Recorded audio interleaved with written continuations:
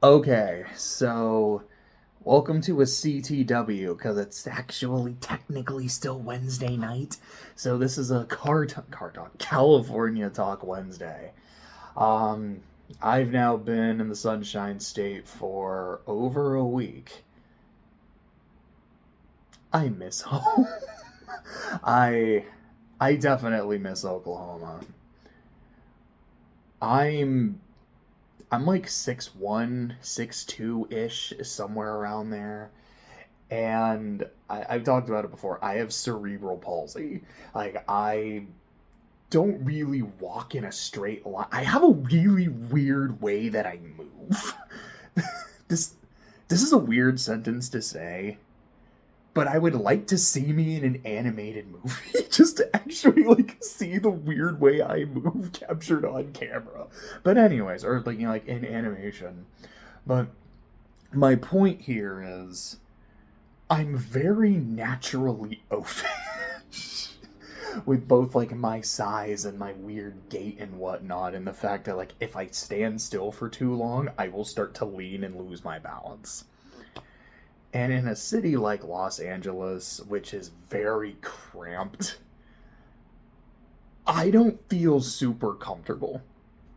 And part of that is, look, I literally live out in the sticks, where like my backyard is a wooded area. There's a giant creek that's being run and dammed by beavers. We have raccoons and possums and a family of skunks that come out and like that my mom feeds.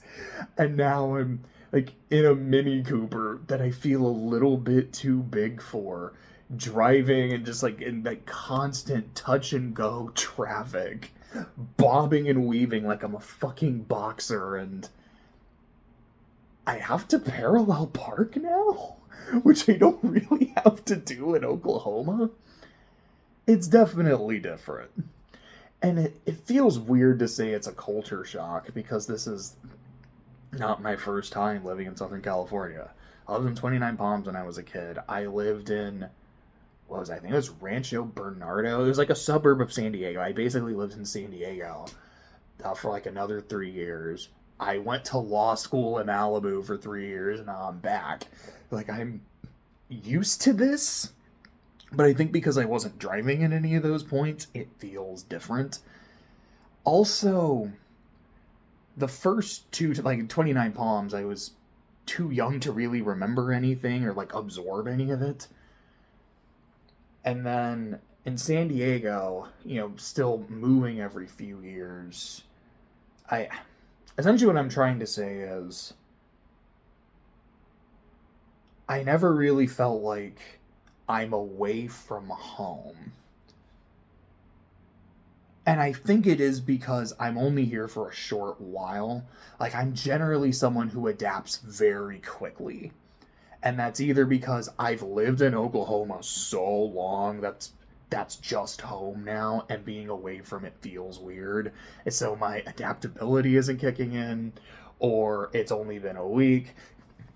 Even then, like, generally if I go to a new place, for like a couple days, like, this is weird, I don't like it, and then after a week, I'm like, no, I'm good. This is it. I think it's just because of how short term my stay is, and also like I'm not here on vacation. Like, I'm not here on vacation. I'm not here to like make a new abode. I'm just here like to do work for a bit. So I'm not in a like, all right, let me relax, let me get to know the area. It's just let me go to work, come home, play Paper Mario, and then go to bed and rinse and repeat. Um, it's been a lot. Let me tell some stories. Um, I've got three stories to tell from this week. One of them is from today. One of them is not yesterday. I think two of them are from the same day. It was like Tuesday or when? No, today's, sorry. Days have really been blending together. One of them, I think two of them are from Monday, and then one of them is from today. So in chronological order, I get to the courthouse in Santa Monica, which first off, I was circling it like a vulture because I got there at like 6 in the morning. And when you think of Santa Monica, you're probably imagining like sunny and palm trees and sunshine. And I'm like, okay, it's really dark and misty, which is not what I was expecting. Like, I'm in a new area, it's misty, it's dark, I can't fucking see. I have no idea where the parking lot is. At one point, I'm told, okay, so to go to the parking lot, you gotta turn right here and then turn left. And then I turn right there, and as I'm turning, I see a sign saying, you actually can't turn here. So I'm like, well, shit, I guess I gotta turn around. And then turns out that that really was how to get to the parking lot. So then I had to circle around even more times. It was a whole ass mess. The actual point of the story, though, is when I get into the parking lot, what you're supposed to do is, like, you go up, hit the button, get your ticket gate opens, you go through. So I didn't see where the ticket gate was. I thought, like, I was actually talking to a person, like, they were gonna give me the ticket or something. So I pass it, and I'm like, oh, shit. I just passed it, I gotta get out. The car... Starting and stopping the car feels like more of a process than it normally should be. And it's just, I'm not super used to it. And, like, the key, like, actually sticking it in the ignition, it feels weird. Like, I don't always get it on the first try. And so, like, I'm trying to fumble my way out of the car so I can go get the ticket. But now there's a line forming behind me, and this woman gets out of her car, and basically just starts yelling at me, like, the fuck are you doing? You're supposed to go get a ticket. And, like, she, like, grabs a ticket and gives it to me so I can go. I'm like, okay, thank you. So then I get back in the car, and now I'm trying to do the process again and trying to do it quickly. Like, let me get my seatbelt on. Let me get this on. Now I'm holding the ticket. Let me put the ticket away so, like, I can do this. And as I'm trying to get my shit together, she walks back around the other side of the car and starts yelling at me for not being fast enough. I'm like, I'm trying. I'm really trying to function here. Blah. So that was story number 1. Mildly kind of funny. Story number 2 is I'm driving back home and I'm using the GPS, and what I really fucking hate is I've gone to and from Santa Monica on like 4 or 5 different routes. Because sometimes the GPS will say, go this way. I'm like, oh, this is really smooth. I like this route a lot. And then the next day we'll be like, what if you go through, like, every possible side road, and instead of going, like, on this road for a long time, what if you're on this road, and then you turn left, and then you turn right, and then you turn left again? Left. So anyway, you turn, and then turn again to get back on this road. No. If I'm going to do all this bullshit to stay on the same road, just keep me on the same fucking road. It might be a little slower, but it's not worth the hassle. Because I don't know this road. I don't know these places. There's so much fucking traffic. Anyways, it's doing that bullshit to me, and I don't really realize it at first. Because, like, I go to turn left, and there's a whole bunch of cars coming, and this is not a green arrow light. I have to pick my spot. And the cars don't stop coming. I can't really find my spot. And I finally realized by looking at the GPS, I'm like, okay, like, wait, it's just going to put me back on this road anyways. This is stupid. Why don't I just, try to go back? And I see a car coming down. I'm like, okay, you're going to go straight. There's no one else behind you. So when you go down, I'm going to go back into this lane and I'm going to go. So the car is like, if I'm here, this dude is now, like, here. I'm like, okay, I can start to get behind you. But then they start turning, and they didn't have their turn signal on. So we almost hit each other. We don't. Like, I stop, they stop. Everything's fine. And then the driver peeks his head out. And he doesn't, like, peek out and, like, start yelling at me or giving me the finger or anything. He kind of gives this look like, what just happened? Like, is the dude in the other car an asshole? Like, am I gonna have to, like, do something? And then, like, he turns and I'm like, dude, I thought you were going straight. Like, my bad. I'm like, blah, blah, blah, blah, blah.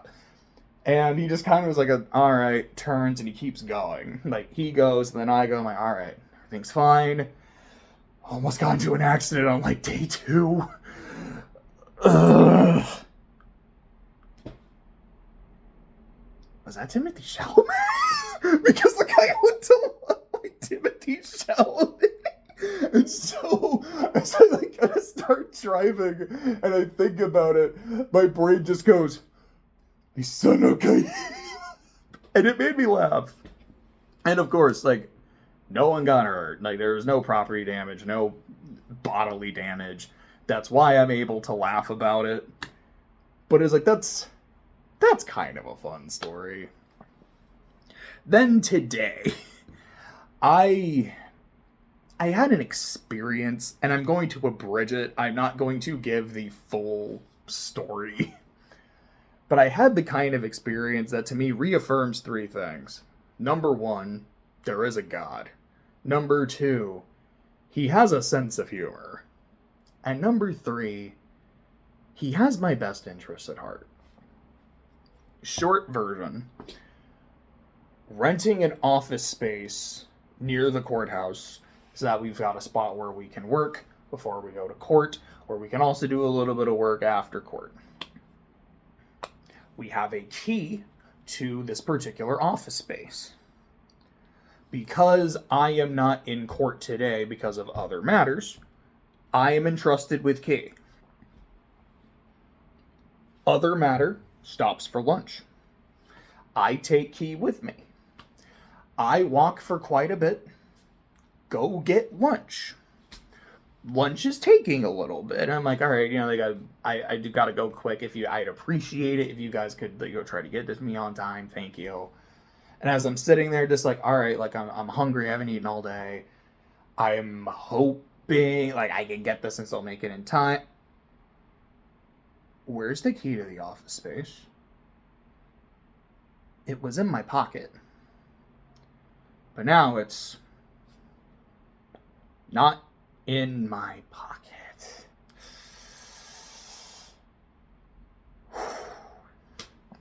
So I'm stressed, which I already am. I'm very stressed and tired anyways.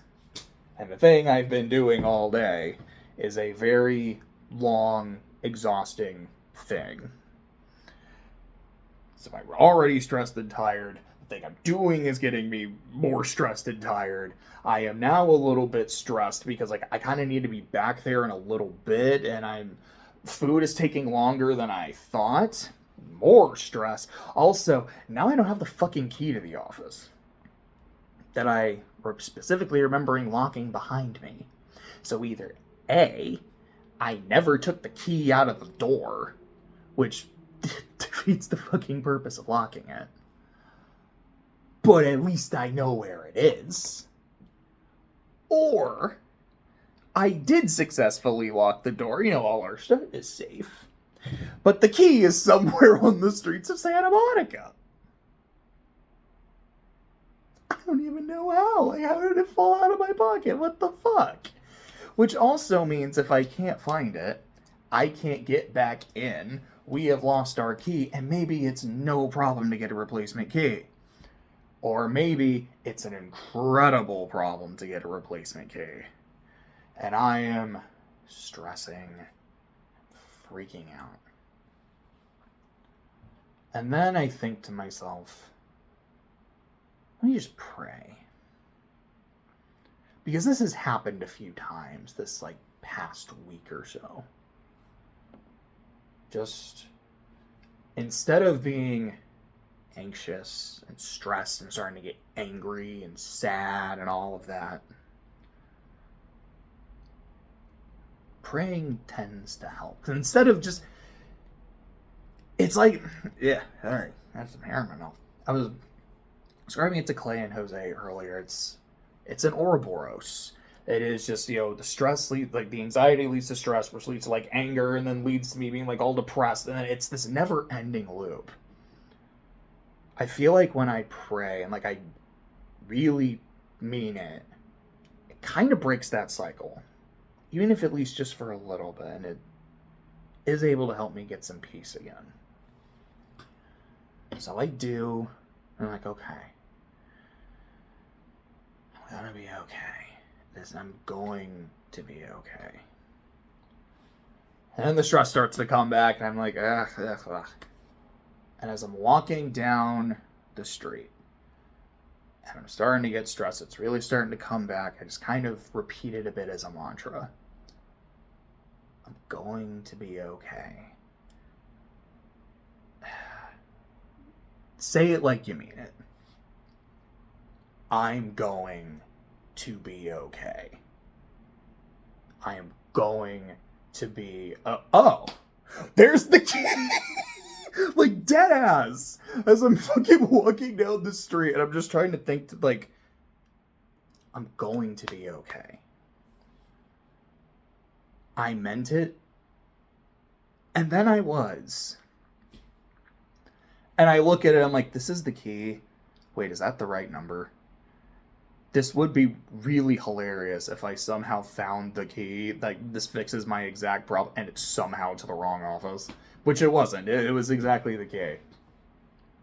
I remember sitting down and just kind of thinking to myself while I still had a few minutes to try to eat before we got back on. I was like, okay. What did we learn today? Like, it was like an episode of Dora. Like, what was your favorite part? I liked the part where I got the key back and then you didn't get screwed.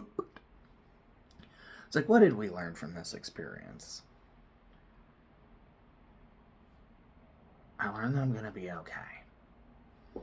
That even when I'm stressed, and I'm out of my element, and I'm out of my state, and I am just trying to function, which is not always easy, and a really simple task goes awry, and I don't even know how it did. I didn't even notice it did until another couple blocks down the street. Even when it seems like you are completely and utterly boned, gonna be okay. And I kind of really needed that. Not just today in general, although it helped. But just how stressed I've really been the past, 3 weeks or so. Like, the last 2 weeks or so of January felt very rough. February is all just kind of started me like, hey, asshole, how you doing? But, there's gonna be a lot more February. We're only 5 days in. There's a lot on the February horizon. But I'm gonna be okay. I like that. I got some other stuff to talk about for this week, aside from almost hitting Timothy Chalamet. Like I said, I've been playing a lot of Paper Mario. Like, I just finished Twilight Town a little bit ago. I guess, quick overall thoughts. The prologue it's fine. Like, it's very fun. It's very pleasant. I think it's a good introduction to the game. I like Petalburg a lot. I think Coops is really fun. I love the quiz show. I think the quiz show is really funny. I like Hooktail quite a bit. I think the castle is a very solid dungeon. It's not, amazing, but it's good. It's fun. Bogley Woods is fine. I love the aesthetic. I don't love all, the Poonie management. It's not as bad as I remember it being, but it's... there were points doing the tree where I was like, this isn't as bad as I thought it was. And then I was like, no, it still kind of sucks. It's not awful, but I don't think it's fun either. I think Flurry is okay. She's probably my least favorite party member in the game. I just don't use her that much. I think I forgot about Miss Mouse. But, I like Miss Mouse. I just don't really use her. Flurry's alright, I suppose. my beloved Glitzville, which is probably my favorite from like playing the vanilla game. I don't want to say the original game. I didn't enjoy it quite as much this time, and I think for me it was just like okay, first off, I love that it's just like a whole WWE thing. I love Grubba. I love Rockhawk. I love that Bowser shows up. Like, I locked the fuck in. Like, is this the part with Bowser? It is the part with Bowser. I gotta lock in. I gotta focus so I can kick Bowser's ass, and it's so fun kicking Bowser's ass. I think it's a really fun chapter. Like, I do like the mystery and like the stuff going on behind the scenes. I think for me, there's just a few too many fights. Like, instead of going from like 20 to 1, if it was like 15 to 1 or 10 to 1. Like, I get it even in terms of... Oh, it also has... I named the Yoshi Gonzo because, you know, the Great Gonzalez. I kind of like Gonzo. It's almost like a Gonzalez Jr. I fucking love Gonzo. There's a lot to love about Glitzville. I just wish... As much as I love the combat in this game, and I do like that there is a combat-only chapter, I think trimming the fights just by a couple would have been fine. Again, instead of, like, 20, it's 15. Like, okay, here's your, like, 5 in the junior division, here's your 5 in, like, the upper division, then 5 in, like, your creme de la creme or something like that. I think it would have flowed a little bit better for me, but I still love it. Then we get Twilight Town, which I remember hating in the original game. I was like, this chapter is so backtracky. Like, you go to a place, then you have to go back, then you go here, then you go back, and you go here, and you go back, and it's still like that. But, number one, aesthetically, it's the best chapter so far, and from what I remember, the others don't really compare. Maybe the moon does, but I guess I am kind of spoiling things from Thousand Year Door. Whoops. Full spoilers, I suppose. You go to the moon at some point. I don't think there's going to be a chapter that looks better than Twilight Town. It has possibly my favorite party member, which is... I don't even know who my favorite party member is. Like, I really love the cast of Thousand Year Door, both in terms of just, like, their characters, their designs, and just their personalities. There's a strong argument, though, that it's Vivian. I really, really like Viv. It has possibly my favorite antagonist in the game, because I love everything about Dupless. I love just the literal bedsheet ghost with a party hat. It's such a simple design, but it works. I love his theme. I love how goofy he is. Just the, hey, slick, this the Rumpelstiltskin ass. Guess my name. Oh, you can't, because I literally took the letter P away from the menu. It's really clever and also just really funny. And I do kind of like that idea. It's like, yeah, like if you're doing a second playthrough, you know what his name is, but there's an actual interface screw that prevents you from just doing it immediately. I think that's really neat. Honestly, Twilight Town was probably my favorite chapter so far. I think ranking them, I would go 4, 3, 1, 2. That feels right.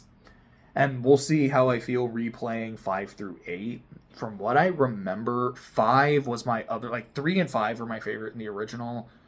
I wasn't crazy about Poshley Heights, but I might replay and be like, no, Poshley Heights is hilarious.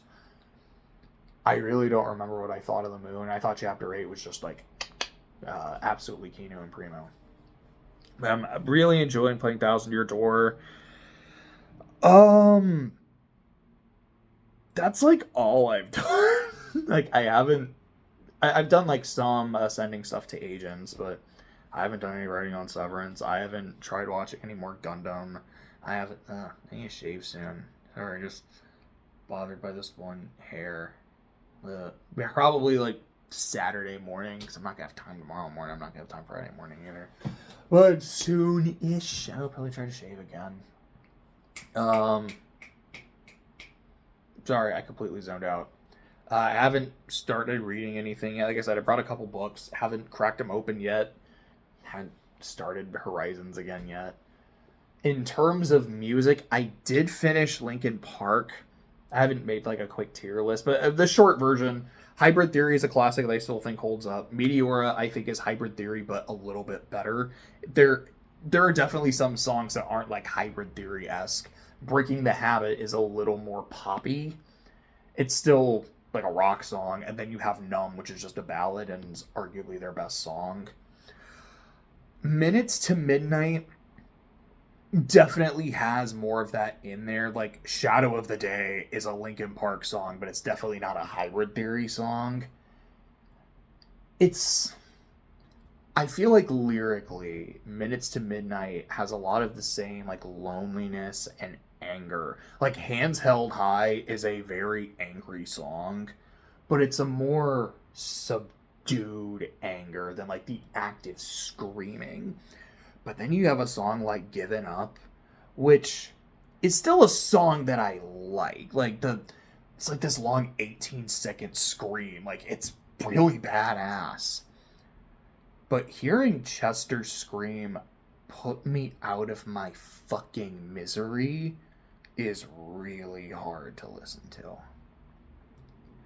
There's quite a few songs like that just throughout the itinerary.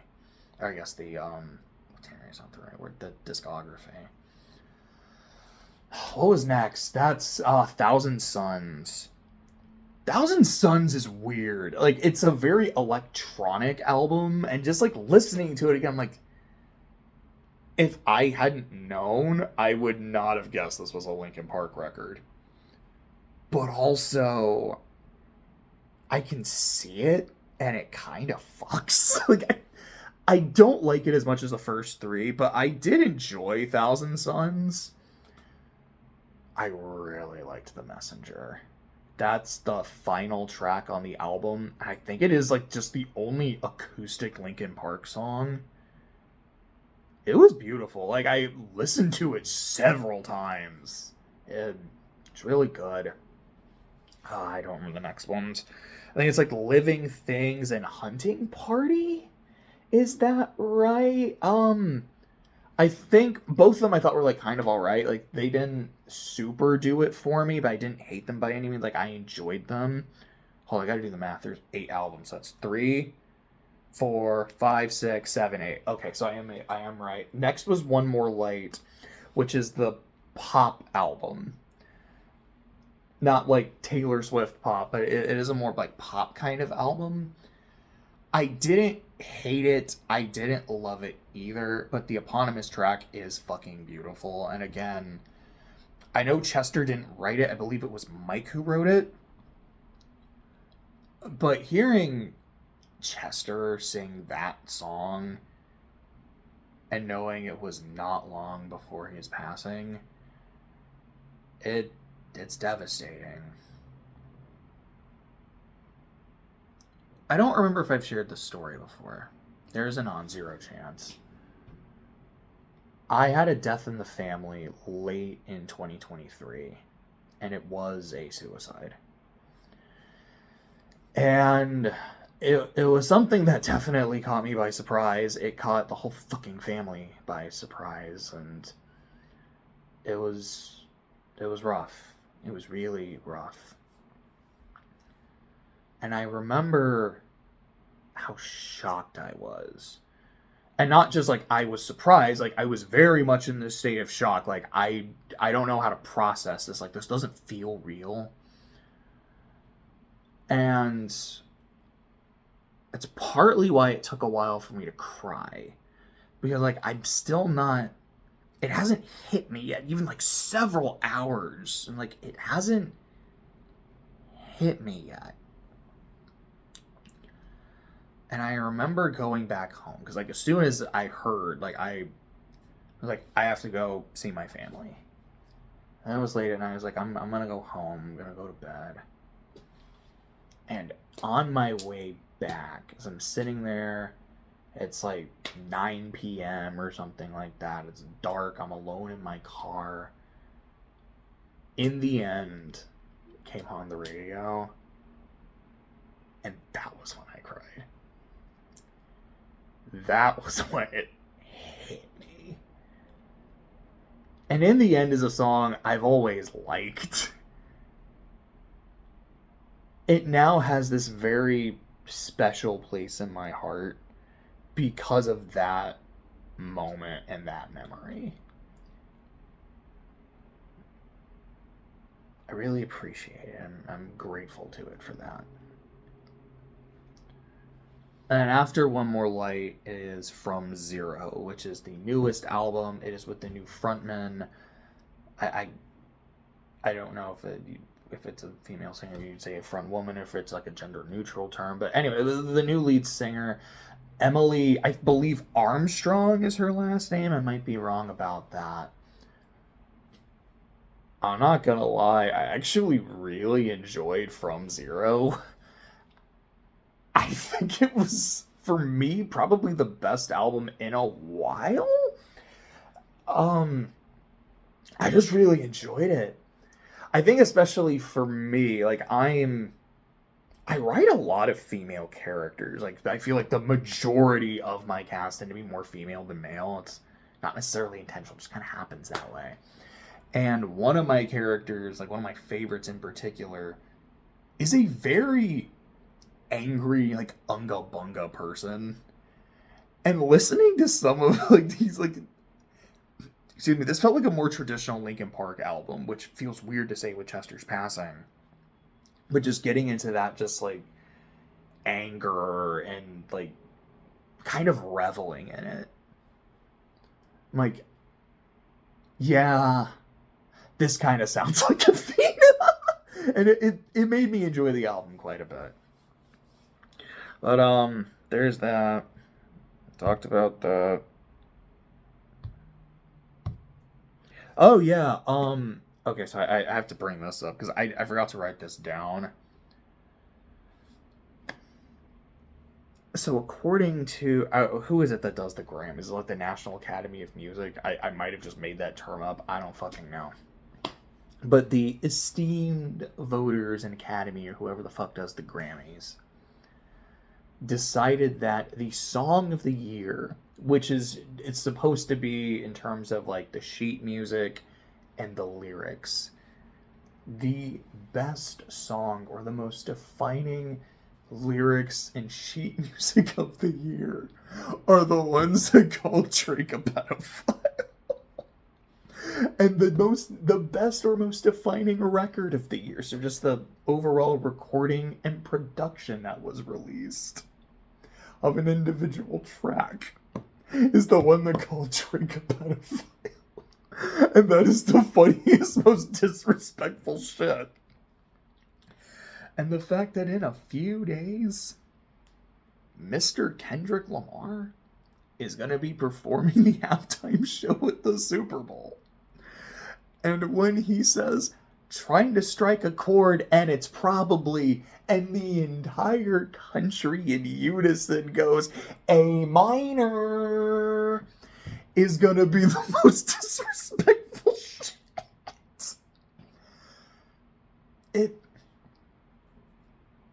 I don't hate Drake. I've never met him. I don't know what he's like as a person in person. I bear the man no ill will.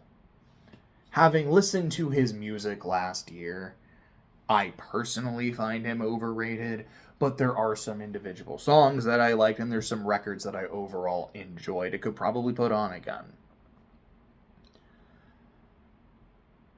But it's so entertaining, and I feel really fucking bad saying that, but this whole thing is just like must-see television. I'm excited for the Super Bowl, and not just for whatever Kendrick's gonna do. Like, I like football. I'm gonna watch it with some friends of mine from law school. Some two friends that I have known for almost 10 years now. It'll be 10 years in August.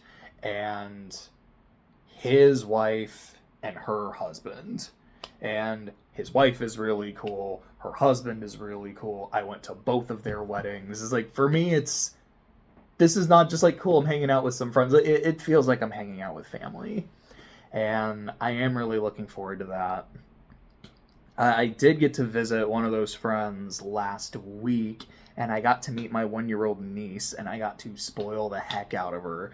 My buddy was telling me, he's like, yeah, like, you're way taller than me or my wife, so you can pick her up and she can go higher than she's ever been. So, like, I picked her up, like, she's almost on the ceiling, and I put her down, and she just walks back up to me and is just, like, up. Like, she doesn't say it, but she's, like, holding out her hands, like, all right, one more time. All right, one more time. It was just pleasant. I had a really good time seeing my family again. There's another family that I've called them my second family for forever. I've known them since I was like 6, 5, somewhere in that range, that live in the area. I gave them a call earlier. I wasn't able to get a hold of them, but like, I have to see them before I leave. Their home phone number, which I won't repeat, is one of 2 phone numbers, I guess one of 4 phone numbers that I know off the top of my head, one being mine and the other being 911. So aside from those obvious ones, there's two that I just know because I've dialed it so much. One is theirs, and another is just one of my best friends. And I don't know, I just think that's kind of neat. Like, after all of these years, like, since I was, I don't know, like 8 or 9, I still remember this phone number. That is how just ingrained in my soul it is, and how just ingrained in my soul they are. I'm really hoping I get to see them. Probably not this weekend, but like hopefully next weekend or so.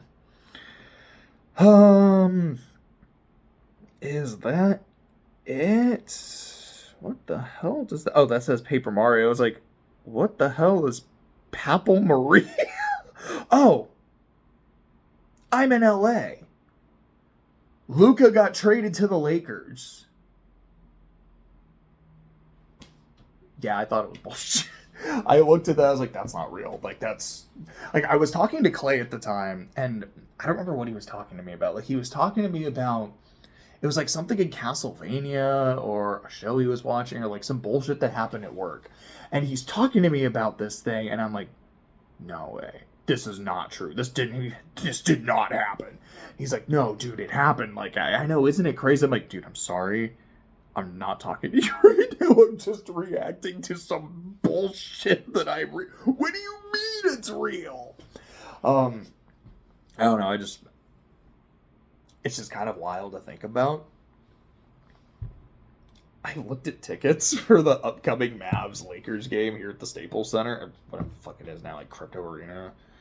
It's like $600-$700 for nosebleed seats. Like, yeah, I'm not surprised, but come on. I was talking to my friend the other day about like going to Disneyland, and a day pass is like $200.